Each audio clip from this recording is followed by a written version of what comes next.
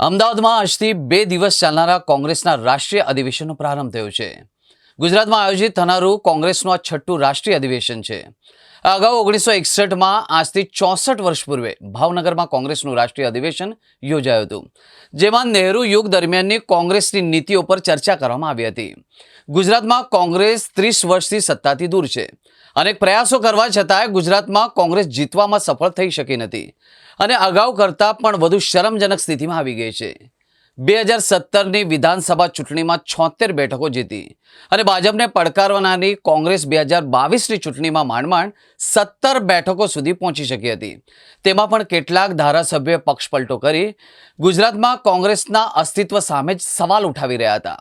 લોકસભાની ચૂંટણી બાદ જુલાઈ 2024માં મળેલા સંસદના સત્ર દરમિયાન રાહુલ ગાંધીએ લોકસભામાં પીએમ મોદી અને અમિત શાહને પડકાર ફેંક્યો હતો કે તમે લખી રાખજો, આ વખતે અમે તમને ગુજરાતમાં હરાવીશું.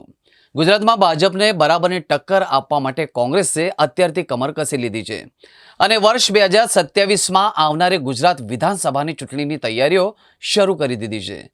ભાજપને તેના જ ગઢમાં ઘેરવા માટેની રણનીતિનો રોડમેપ અને મહત્વપૂર્ણ ઠરાવ આ 2 दिवसीय अधिवेशन दरमियान तैयार કરવામાં આવનાર છે. पूरे देश में एक उदासी का माहौल है, पूरे देश में एक अंधेरा छाया हुआ है. आप स्टॉक मार्केट देखिए, आप महंगाई देखिए, आप बेरोजगारी देखिए, आप महिलाओं की सुरक्षा का मुद्दा देखिए, आप दलित, आदिवासी, पिछड़े, अल्पसंख्यक महिलाओं, इन सब की जो स्थिति है, जो अन्याय इनके साथ हो रहा है, वो देखेंगे तो आपको समझ में आएगा कि कांग्रेस ने ये निर्णय क्यों लिया कि गुजरात की धरती पर आकर फिर से यहाँ से ऊर्जा लेकर, फिर से यहाँ से प्रेरणा लेकर और इस चुनौती को स्वीकार करें. जब भी ऐसा माहौल आया है, कांग्रेस पार्टी ने सही कदम उठाए हैं और समाज में फिर से सूरज उगता है. ये इसीलिए है कि आज़ादी के आंदोलन के दौरान भी गुजरात ने ही दिशा दी थी और अब भी पूरा देश कांग्रेस की ओर उम्मीदों की निगाहों से देख रहा है. उन्हें पूरा भरोसा है कि कांग्रेस पार्टी ही गुजरात से जो प्रेरणा और ऊर्जा लेकर आएगी, कांग्रेस ही रास्ता दिखाएगी. जो अन्याय मैंने आपको कहा अलग अलग तबकों के साथ हो रहा है समाज के, उस अन्याय के माहौल में अगर राहुल गांधी ने और मल्लिकार्जुन खड़गे साहब ने न्याय की बात की है तो यही शब्द सुनने के लिए लोग आतुर थे.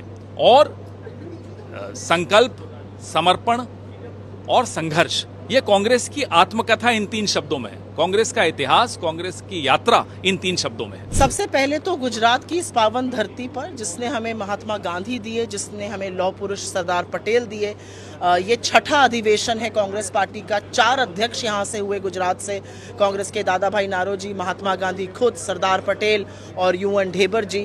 और बहुत ही अभिभूत हूँ यहाँ आकर. गुजरात की धरती ने इस देश के सबसे अग्रिम पंक्ति में खड़े होकर सत्य और साहस के साथ लड़ने वाले महात्मा गांधी हमें दिए. और गुजरात की धरती ने जिजीविषा दी हमें, गुजरात की धरती ने हमें साहस दिया. मैं एक चीज़ ज़रूर बोलना चाहती हूँ, जब हम गुजरात में हैं तो बापू की सीख अहिंसा सत्य को ही लेकर हम आगे बढ़ रहे हैं. जिस न्याय पथ की हम बात कर रहे हैं, बापू ने क्या कहा था कि जब तक अंतिम पंक्ति में खड़े व्यक्ति के साथ ठीक नहीं होता तब तक न्याय संभव नहीं है. हमारे न्याय योद्धा राहुल गांधी, हमारे न्याय योद्धा खड़गे जी वही संभव करने का प्रयास कर रहे हैं. मैं अभिभूत हूँ और बहुत गर्वान्वित महसूस करती हूँ कि एक ऐसी पार्टी का हिस्सा हूँ जो इस साल 100 साल गांधी जी के कांग्रेस अध्यक्ष हुए और 150वीं जयंती सरदार पटेल की मना रही है. सरदार पटेल वो जिन्होंने इस देश को एकजुट किया, अखंड किया. और यही नहीं, जब समय पड़ा तो कड़ा रुख अपनाकर आरएसएस जैसे संगठनों को बैन भी किया. मैं ये ज़रूर बोलना चाहती हूँ कि संकल्प, समर्पण और संघर्ष जो हमारा न्यायपथ के अधिवेशन में नारा है, वो हम सबका बैज ऑफ ऑनर है, वो हम सबका प्रेरक है और उसी को लेके हमें आगे बढ़ना है.